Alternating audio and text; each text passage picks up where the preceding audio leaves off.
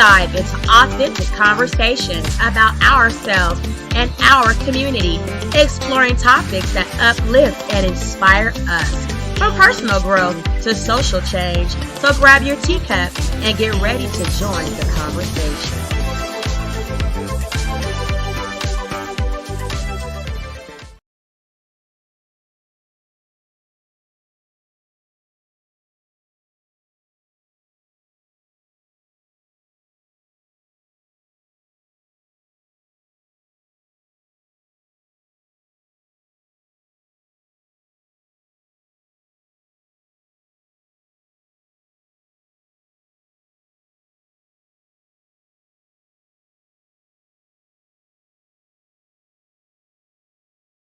Asking for sequestration. That's my question.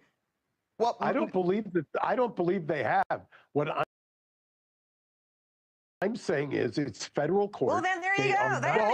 Hold on. I think your premises are just because you want it, Levin, doesn't mean the judge is listening. Brian, come back in.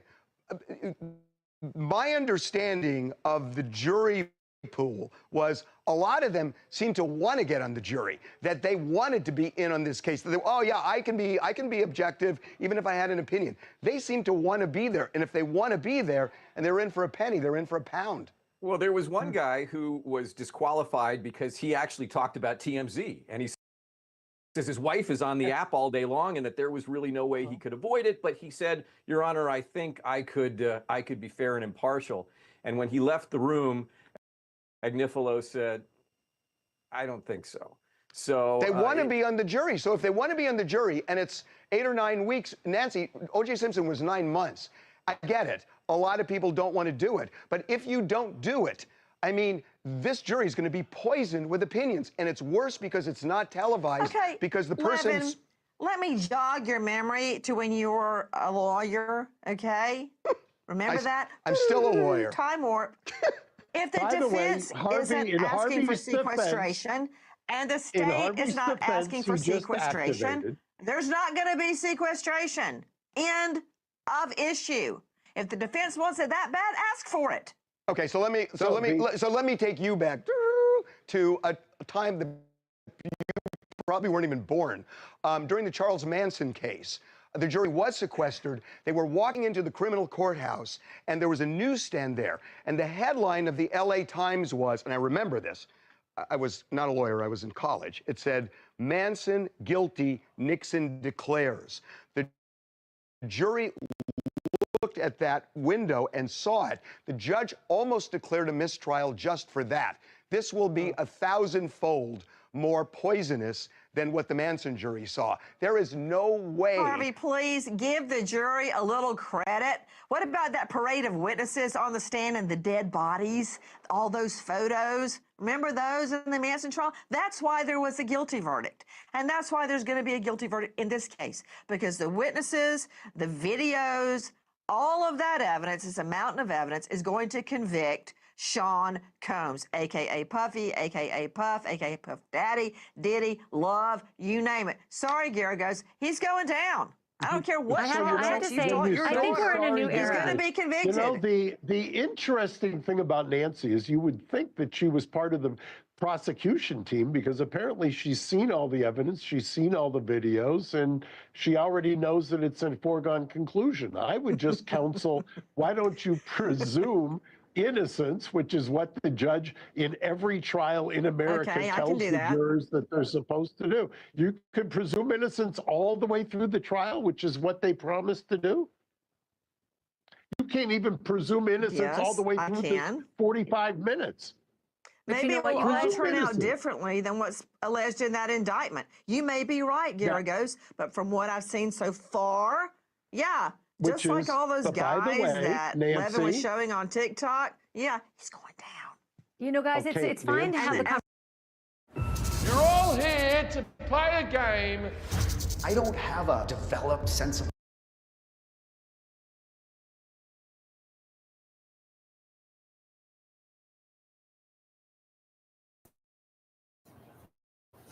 While they are paying bills over on TMZ, we are also checking in. Thank you, everybody new to the tea sippers. We are the sippers over here, okay? We sip all the teas. I'm Tanisha and I talks teas, okay? I want everybody that comes in and fills up their cup to please like and subscribe. It's your little way of just telling me the tea is good. Thank you.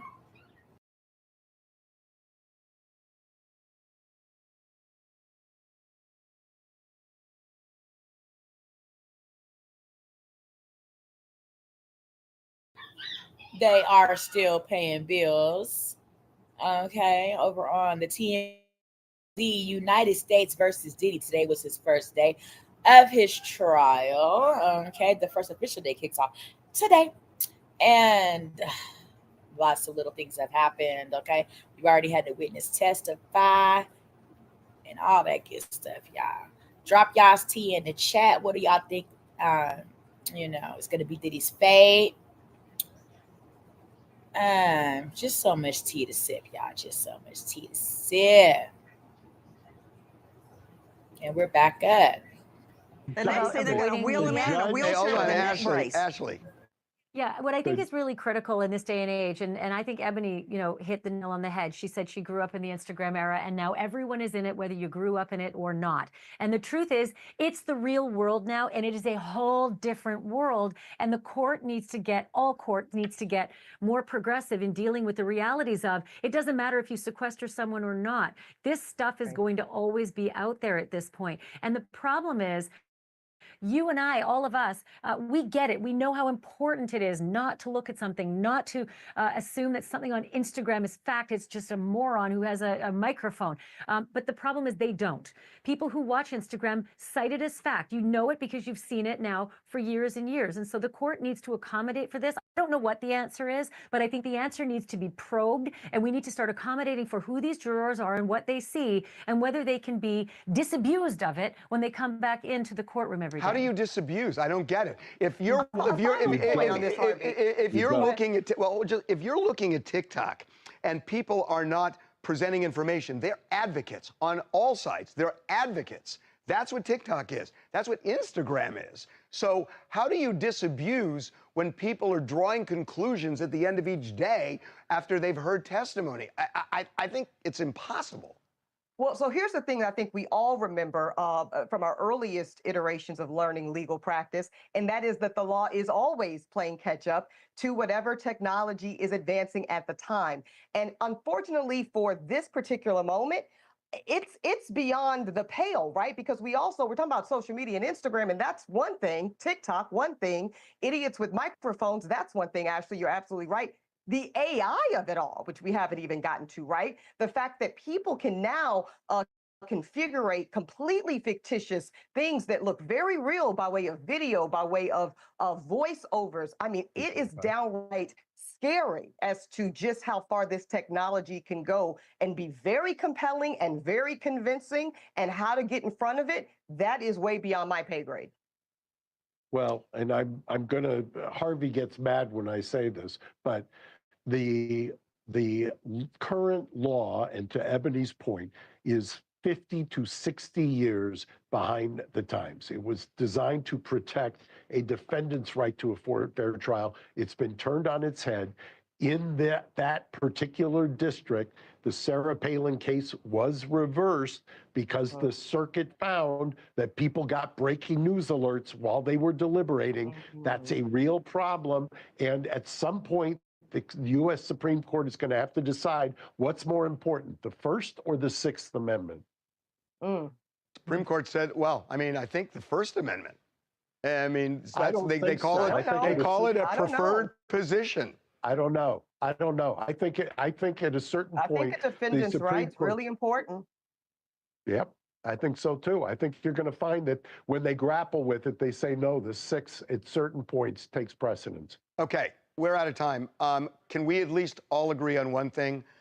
If Geragos does show up in court next week, press your suit. Please, no medical outfit. Yeah, really. Now, I want him to wear the scrubs he's wearing right now. Okay, guys. Why? We love you. You know why. Thank you, Nancy Kerrigan. We will see you guys next week. Thanks a lot. As we end the week and everybody gets ready for opening statements on Monday and then testimony, notably Cassie Ventura's testimony, we are going to talk about what happened, what is going to happen, and some inside information that we got about the case. All right, so we just paid some homage to TMZ United States versus Diddy. Okay, let's see if TMZ has anything else. The disconnect between the public perception and the publicly filed indictment may be one of the largest chasms I've ever seen in the last 40 years. So we're doing all Diddy stuff. I've already covered, Diddy trial stuff. I've already covered the downfall of Diddy. So you guys can go back on my page. That will negate any if it's not on YouTube, then it's on Facebook, okay? If all the Let's prosecution continue to sip can tea offer by way from of Diddy. proof and argument when they put this thing up for trial,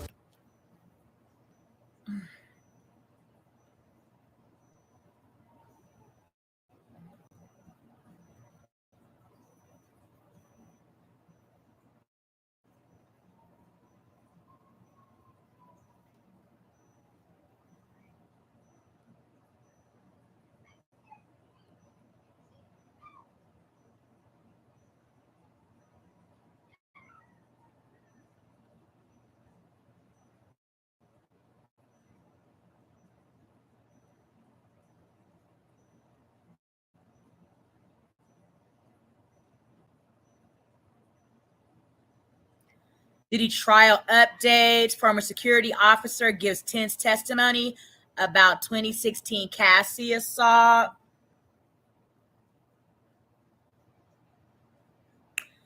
Lawyers on both sides of Sean Diddy Combs.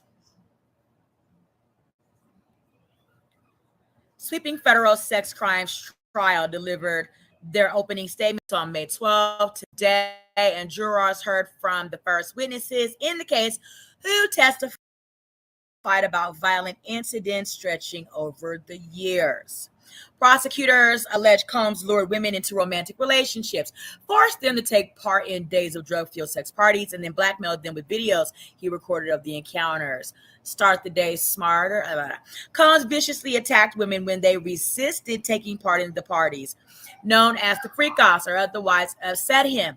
Prosecutor Emily Johnson said during her opening statement in Manhattan Federal Court, they will tell you about some of the most painful experiences in their lives. The days they spent in hotel rooms, high on drugs, dressed in costumes to perform the defendant's sexual fantasies, Johnson said.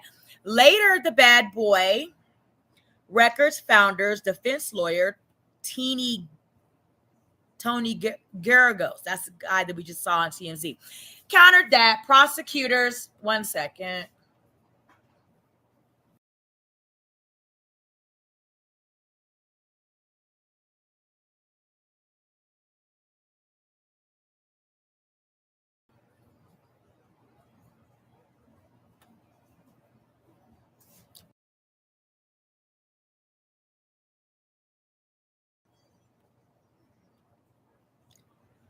So later, the Bad Boy Records founder's defense lawyer, Tony Gregoros, countered that prosecutors were trying to twist Combs' romantic relationships into a racketeering and sex trafficking case, okay?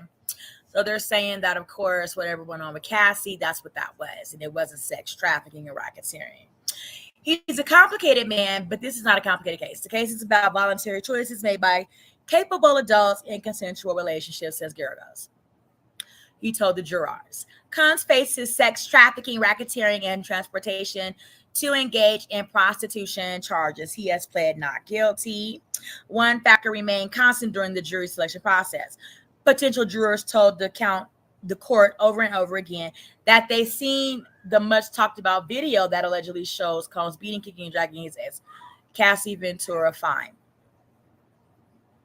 After opening statements to 12 jurors and 6 alternates heard from the prosecution's first witness, Israel Flores, a former security guard who testified he received a call for help after the incident in 2016.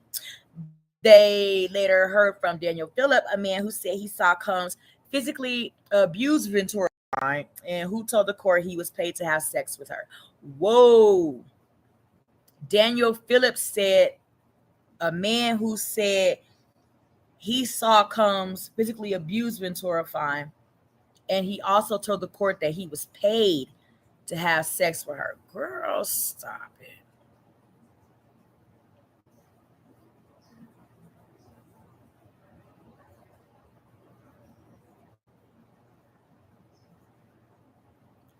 And I believe that's going to wrap up our day.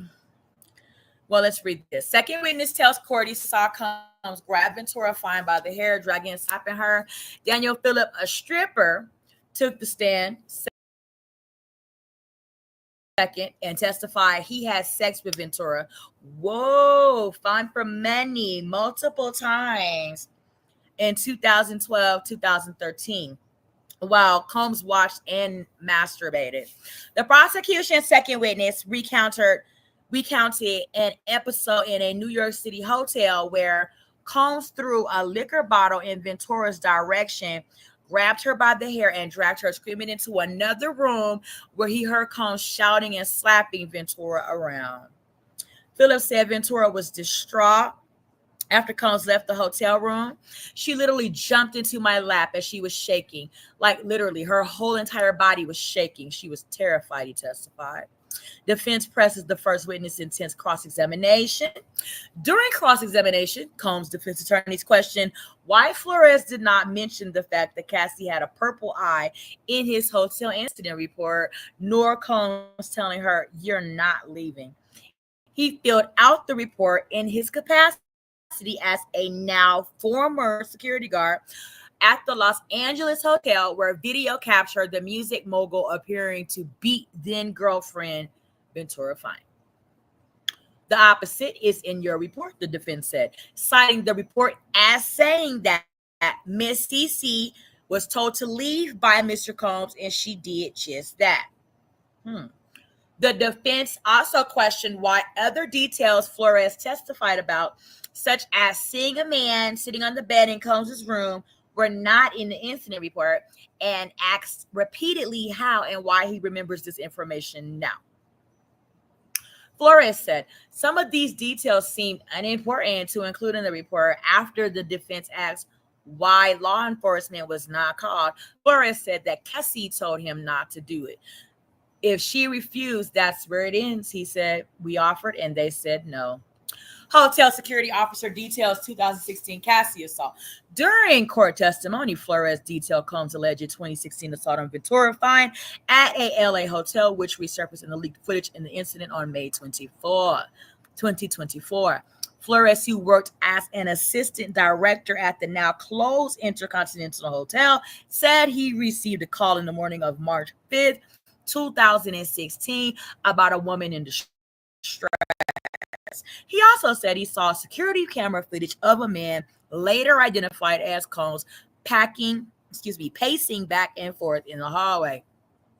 The prosecution played the hotel security footage multiple times, first in full and then slowed down and broken into multiple parts, including Combs stalking the hallway, Cassie trying to put on shoes, and Combs striking her back, kicking her repeatedly, and dragging her back into the room. When Flores arrived at the hotel's 6th floor, the security officer alleged he saw Combs wearing a towel and socks while Ventura Fine, Cassie, who was clad in a sweatshirt, was huddled in the corner hiding her face. The remnants of a shattered flower vase lay on the floor. He added, regarding the pair's demeanor, Flores said Ventura Fine, Cassie looked scared and that Combs gave him a devilish stare upon his arrival. Flores testified that Ventura Fine, Cassie, just wanted to gather her belongings, a phone and a bag, and leave. Combs then allegedly attempted to stop Cassie's departure, telling her, "You're not going to leave." Flores said he escorted Combs back to his room and told him the damages from the incident would be charged to his room, after which Combs allegedly offered him a stack of money in exchange for staying silent about the altercation. Flores testified he declined the offer. Okay. Of Ventura Fine's injuries, Flores noted that the woman had a purple eye as she walked to the valet area of the hotel. When the security officer offered to call law enforcement, Flores said Ventura Fine Cassie told him she just wanted to leave. Afterward, he said Cassie met with a 7-foot tall driver who asked her to come with him. So, okay, that was the first witness testimony of the security guard at the Intercontinental Hotel, once was, no longer there, where the incident took place of him beating Cassie, okay? So, apparently Cassie's husband was spotted at the Diddy trial. Alex Fine was spotted at the courthouse during the first day of the opening arguments. Fine, who wed Ventura Fine in 2019. So that would be, what, 2 years? When did she leave Diddy? In 2017?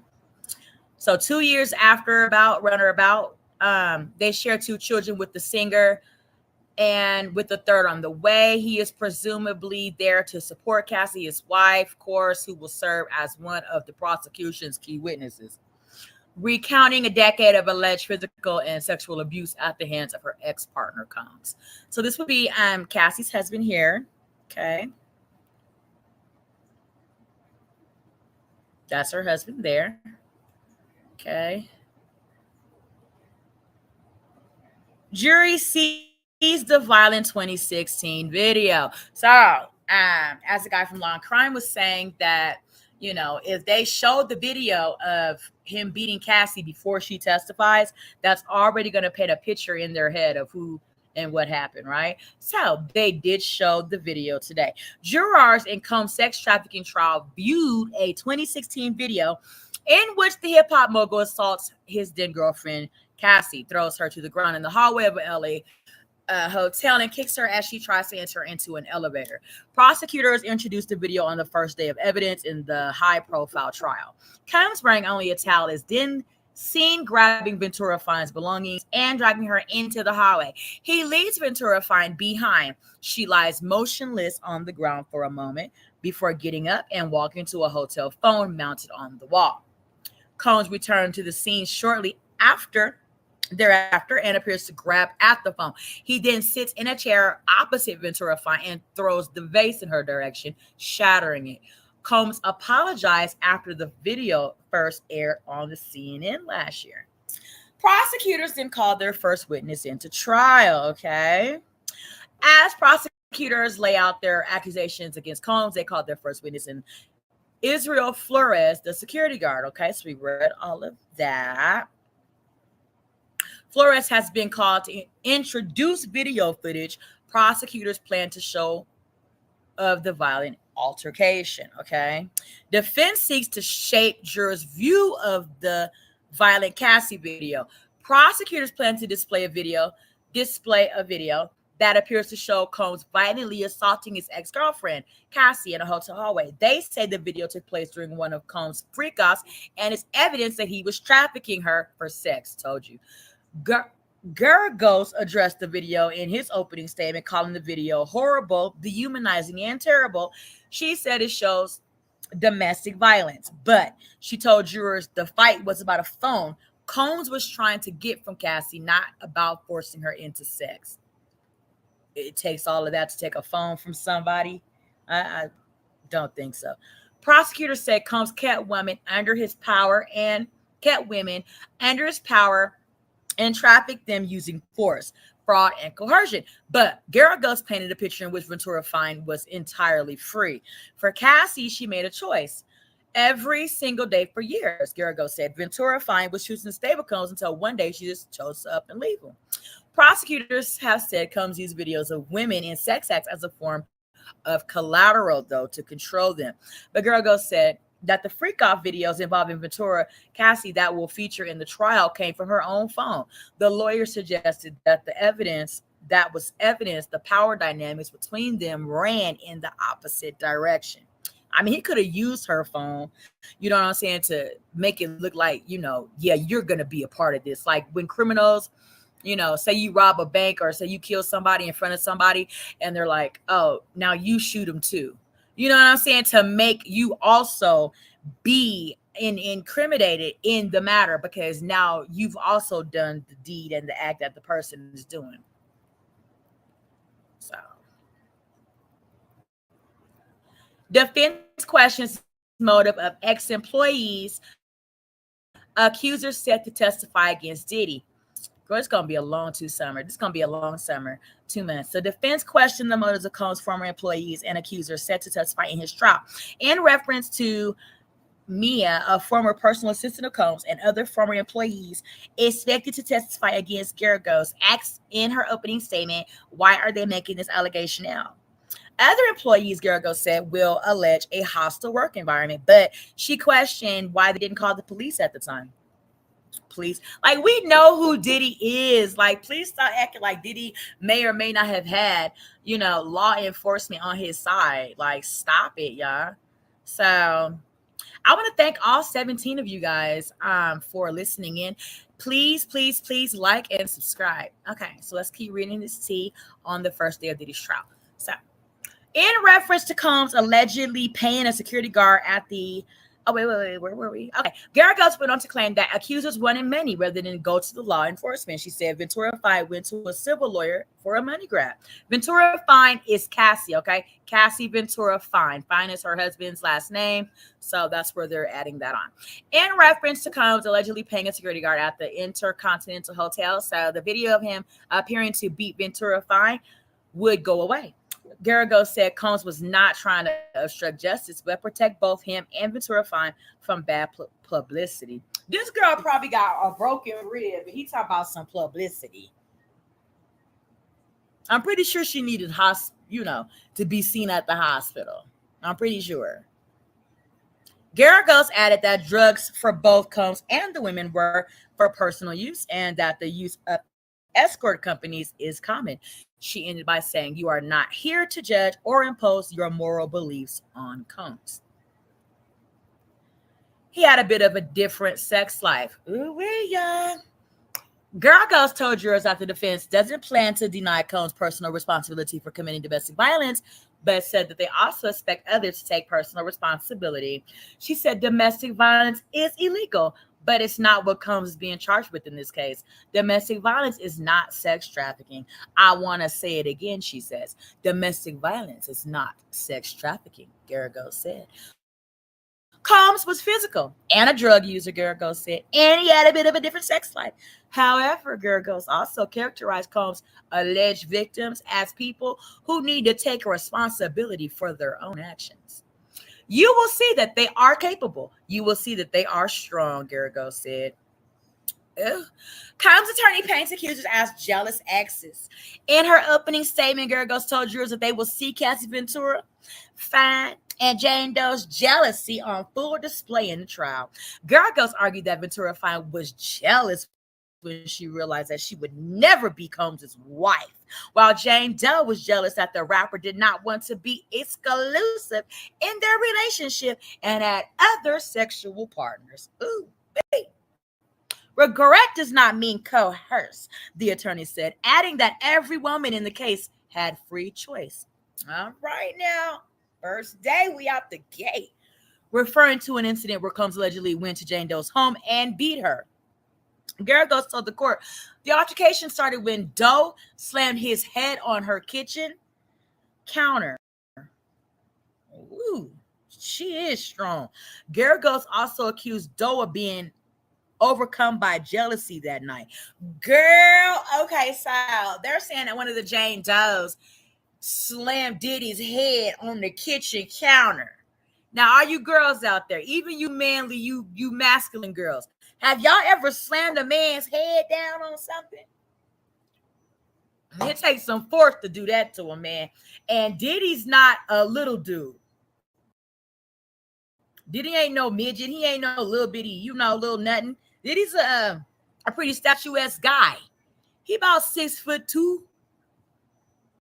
He ain't no like, you know what I'm saying, little scrawny. He ain't Snoop Dogg scrawny.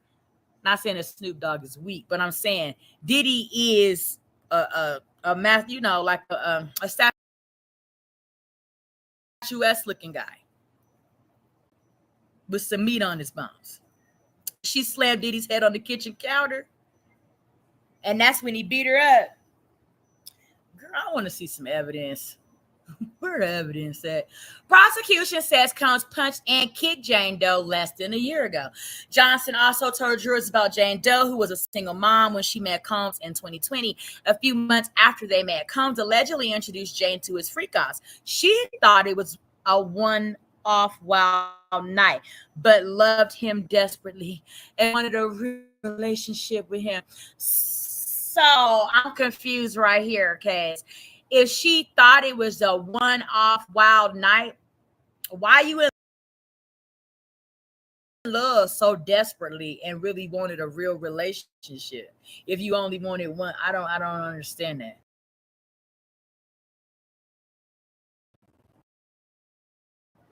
Like anybody that's ever had a one-night stand, a fling, they're not usually desperately in love and wanting a real long-term relationship. It may happen like that, but initially, if you only wanted a one-night stand, that's usually what the feelings are.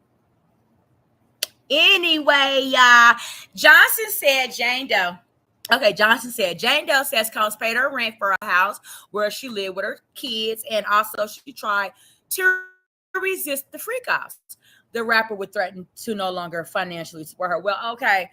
You done took a house from Diddy.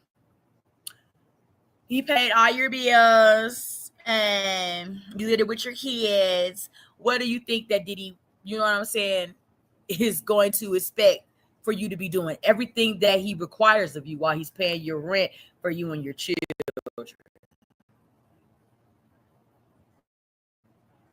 If it's a freak off, why are you trying to act brand new to it after you had already alluded to it to get the house for you and your kids? Like the defense is gonna eat them up with this little. This is nothing. Like, what is this? This ain't no sex trafficking. What you talking about? You are accepting real-time gifts from Diddy that are substantial to your survival. Not like a ring or a car. A house? You took a whole house from Diddy and he sex trafficked you. How? Diddy is coming out of the jail and I'm not going to have to be under the bed. I mean, if Diddy's guilty, of course, I want the justice system to prevail. But this is crazy. And they had an argument where he placed her in a chokehold, lifted her by the neck, and kicked her to the ground. Damn. How strong is these people? She's slamming Diddy's head on the counter. And then he is putting her in chokeholds, lifting her by her neck and kicking her to, that's some goddamn Street Fighter shit there. Diddy pulling goddamn Tekken moves. That's a Tekken move. Another Tekken video game. Girl, hold on, let me take a sip of this. I am parched. Hold on.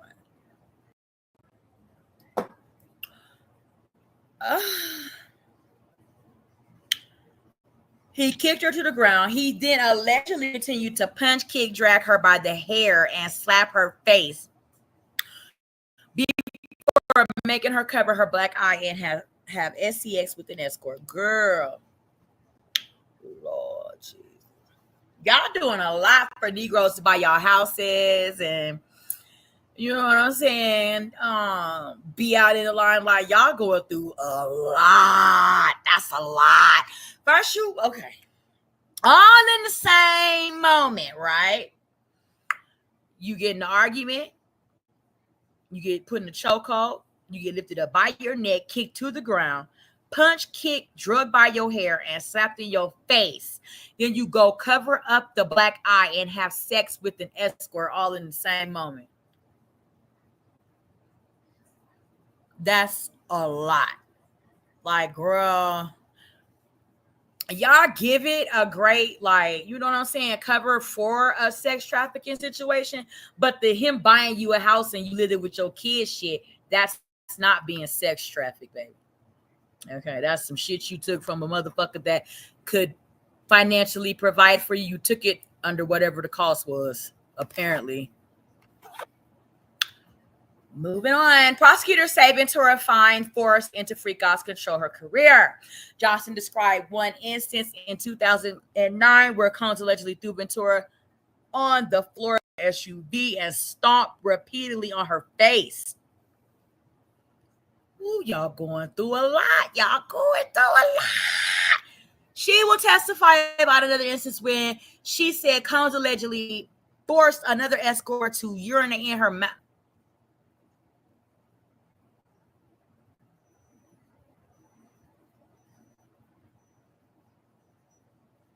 Did y'all just hear what the tea was? Did y'all just sip this tea? Sip this.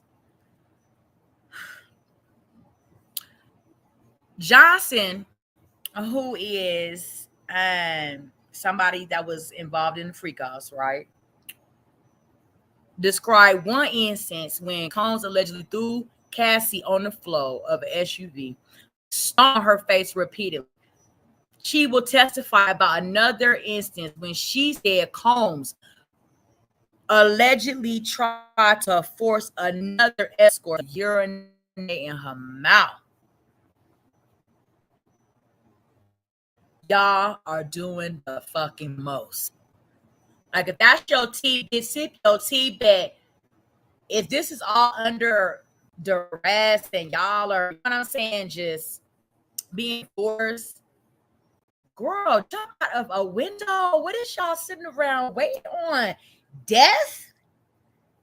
Y'all sitting around waiting on a nigga key? Because that's what's going to happen. Y'all better stop sitting around because it's a house, because it's a car, because it's a mink coat, because it's a bracelet, because it's clicks and views, because it's in the limelight on a red carpet, and get out there and live a real life before you be dead and have other, chance at life. Y'all out here stupid. Ventura Fine entered the first freak-off reluctantly, but she loved Combs and wanted to make him happy. Johnson continued. The prosecutor said the defendant beat her viciously, whether she was taking too long in the bathroom. Y'all getting beat up, or taking too long in restrooms, or missed his phone call, or left a freak off early. Fuck your kids. You got to keep doing what you're doing at the freak off. But tell your mama to pick them kids up. You better not act like you want to get up off of this. Y'all are dealing with this. I can't with y'all. I'm done with y'all. And then y'all be wondering why it be hard for us to defend you. You know what I'm saying? Like, yeah, other women want to ban for you. We women, of course we do. But when it's the level of this, like, what is y'all doing? Why are y'all doing that? Y'all getting y'all teeth kicked out of y'all mouth for being in the bathroom taking a pee too long while y'all doing a freak off. I'm done with you. Combs would threaten to release videos of her with dozens and dozens of male escorts, Johnson said. He had the power to ruin her life. Ventura was 19 when she first met Combs. He was 17 years older than her. Y'all 19 getting slutted out like that. 19 years old. 19 years old.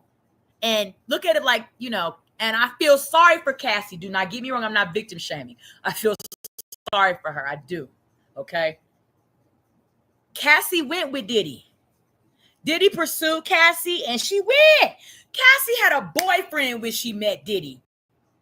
Diddy told her he would give her a 10 record deal or some shit like that. And she got up from Lil Buddy and got on Big Daddy Diddy. And became his girlfriend. Like, okay, I'm weeping for her that he did her like this. But like his lawyers are saying, you had a choice. Diddy. Cassie has more, what do you call it, y'all?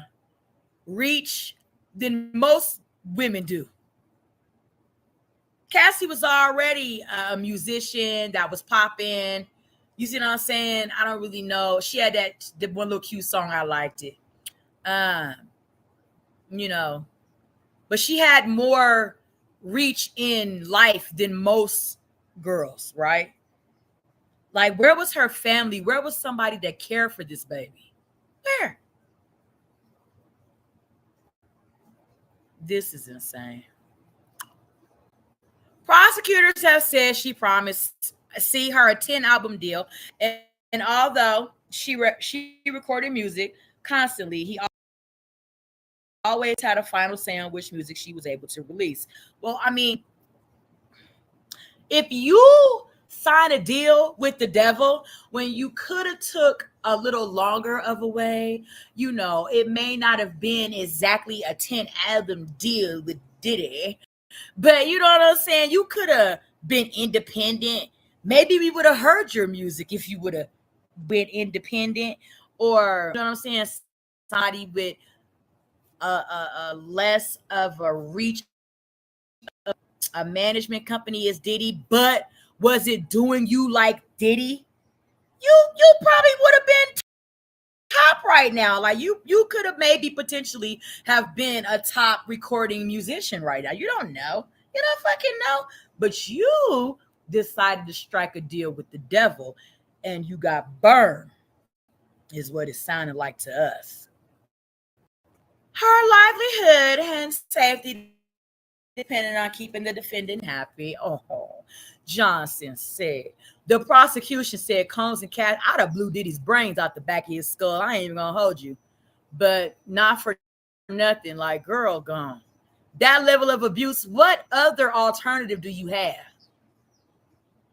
But anyway, the prosecution said Combs and Cassie were unfaithful and jealous, but only one had power. Prosecutors preview degree of alleged violence. As the government began laying out their argument, Johnson painted Combs as a public icon and a private monster. Describing one violent episode, Johnson said Combs broke into the house of a man who was seeing that would be Kid Cudi with a gun and a bodyguard with intent to kill. While no one was home, Combs later found Ventura and beat her brutally, flinging her around like a rag doll, she argued, because she tried to leave Diddy. And she got as far as King Cudi's house. And allegedly, Kid Cudi was also a person that engaged in freak-offs with Diddy and Cassie. That's how she ended up getting involved with Kid Cudi, with his freaky-dicky ass, right? That's how she got finagled up with Kid Cudi. Diddy searched out Kid Cudi and brought him into the freak-offs. So Cassie thought, oh, he must have hit a nerve in that coochie and made her think that he was somebody that, you know what I'm saying, she could maybe double back around to in the event Diddy put his foot off in her ass too far one time. And so she started up a little secret relationship with Kid Cudi and almost got both of them killed.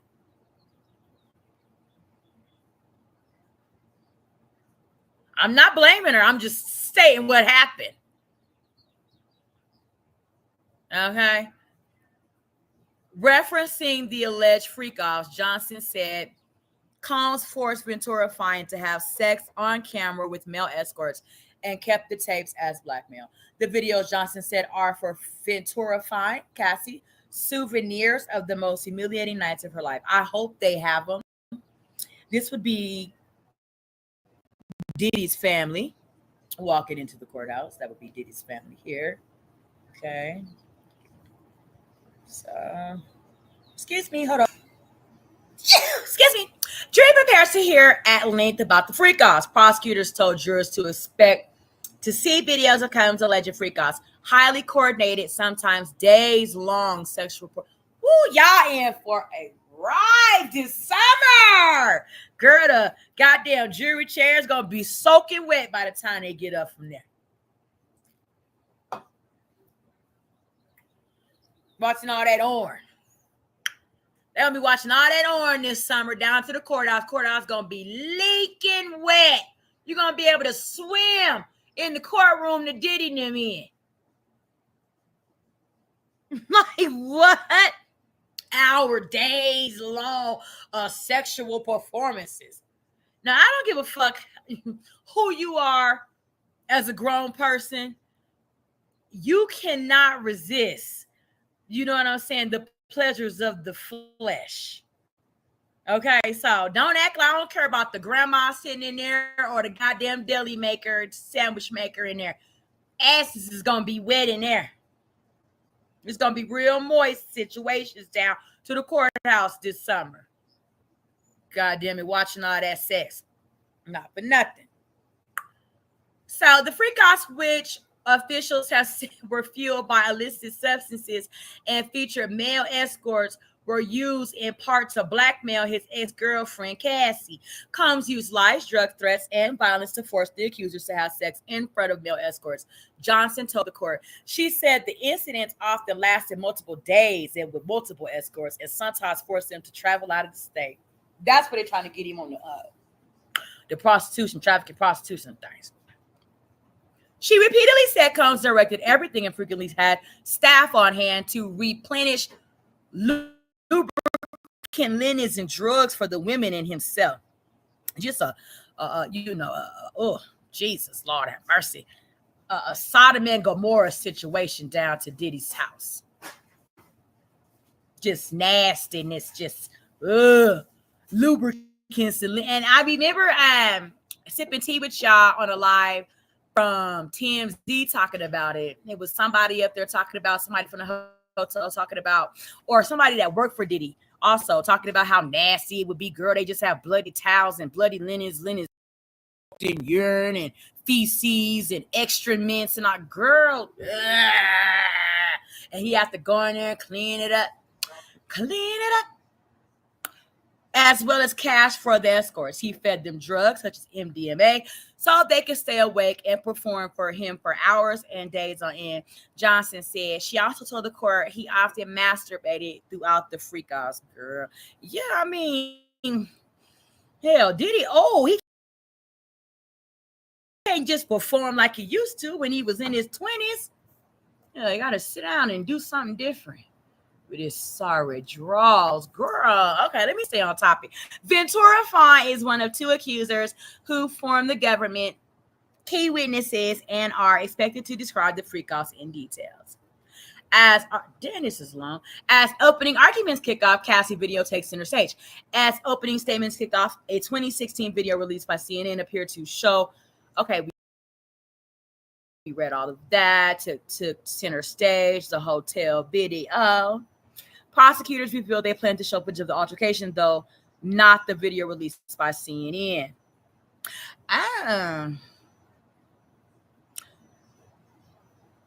But rather their own compilation of clips in a recording made by a hotel. What? See, I had sipped that tea. Somebody was standing around recording him beat Cassie's ass like that.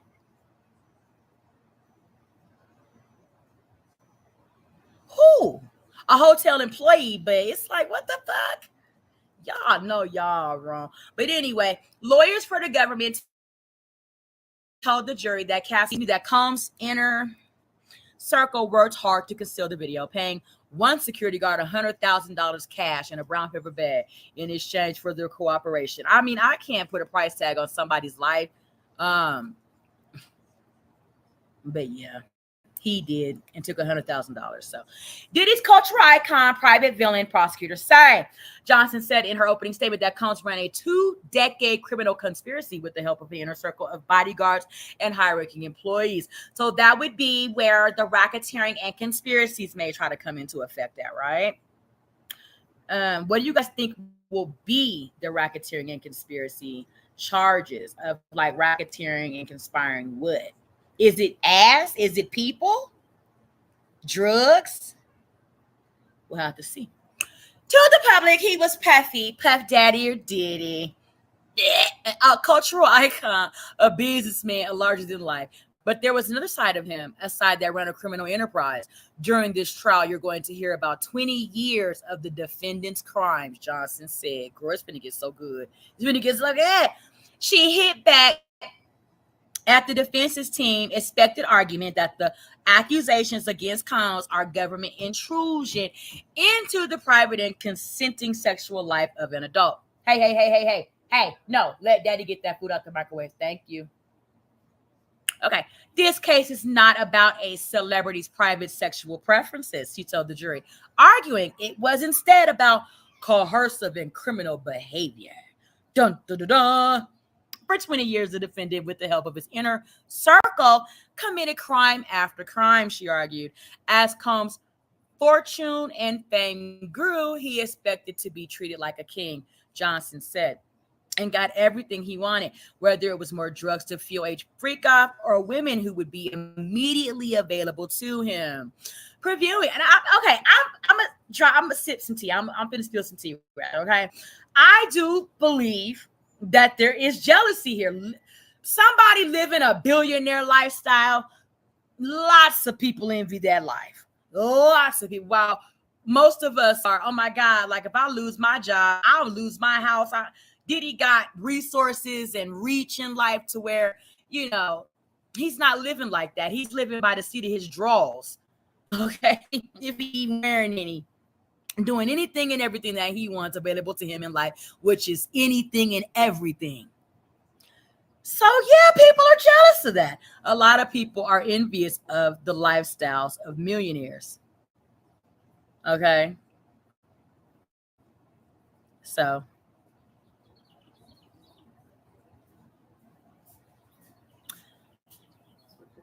previewing an exceptionally violent trial, she argued that Combs kidnapped an employee multiple times, set a man's car on fire, Kid Cudi.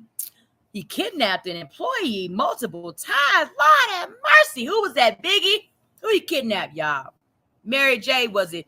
Goddamn Stevie J. Little Kim's ass. Who he kidnapped? He set a man's car on fire and dangled a woman over a balcony. Now, was it a woman or a man? I heard he dangled Wale over a balcony. I don't know about no woman. I heard it was Wale. I used to really like Wale's music.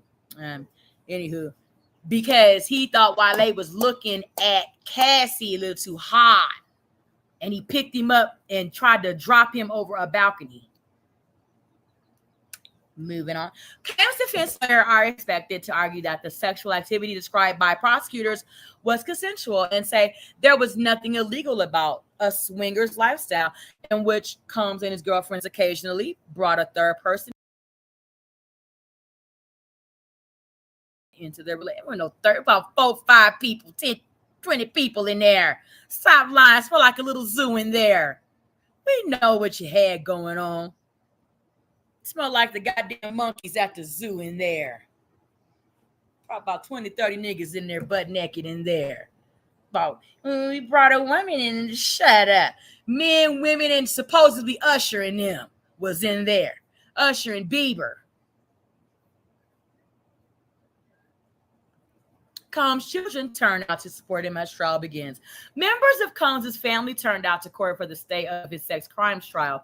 The embattled music mogul's mother, Janice Combs, and girl, we hear she a funky one, was spotted arriving at the courthouse on May 12th, as were his children, Quincy Brown. Quincy Brown is not his son, but we're going to keep on reading.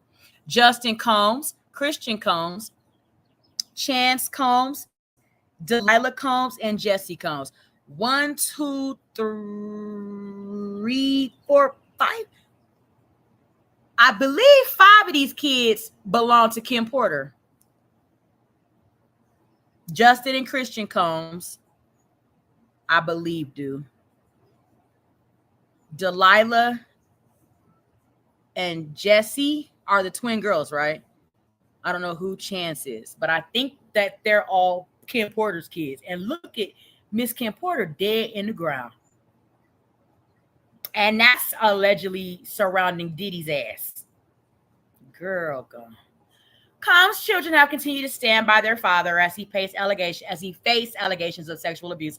They said in a statement released last year, "We stand united, supporting you every step of the way," his children say.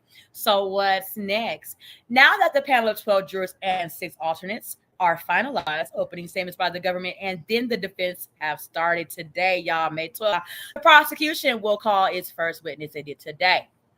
Over the course of a 2-month trial, jurors are expected to hear testimony from 3 and possibly 4 of the rapper's female accusers, as well as his former employees, who prosecutors say helped arrange and cover up his actions. Diddy's lawyers accuse prosecutors of bias against Black jurors. Okay, we already know all of that, and I'm getting a little paused. And let's listen to this, though. Let's listen to this. Let's listen.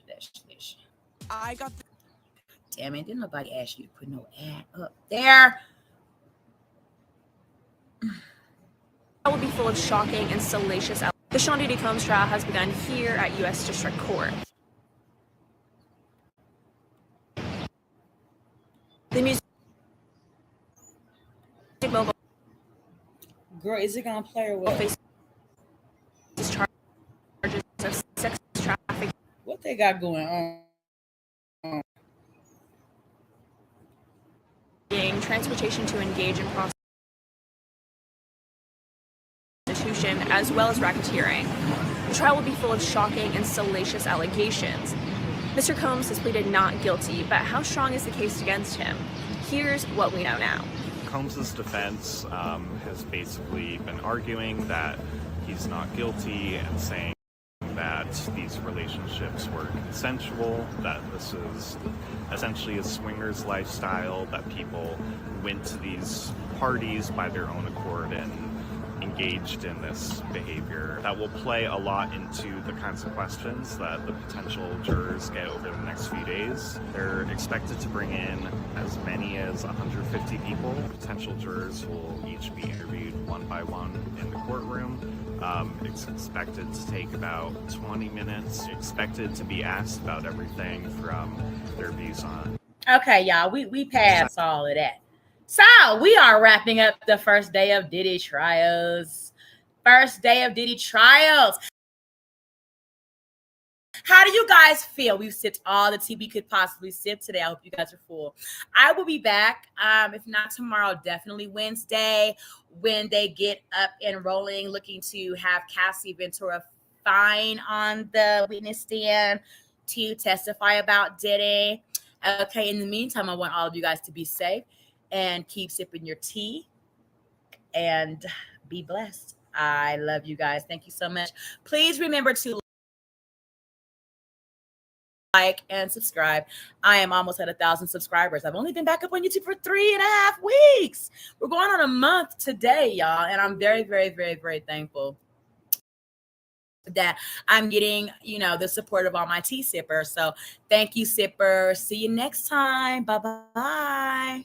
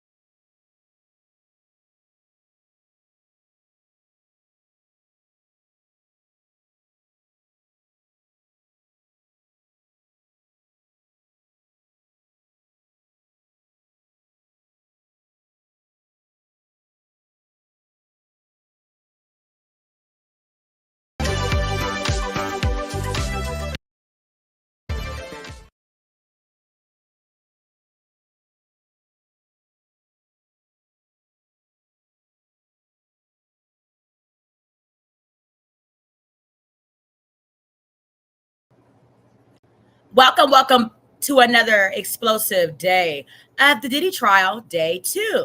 So welcome, Tea Talker. How are you guys on this explosive Tuesday morning? It's day 2 of the Diddy trial. How are you, sippers? Welcome all to Tea Talk. Okay, let's get right on into day 2 of Diddy.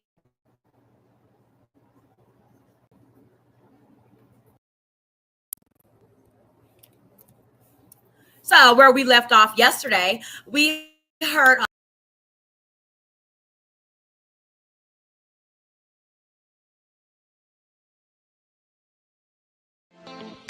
Thanks for watching. Remember to show your support by liking, subscribing, and sharing.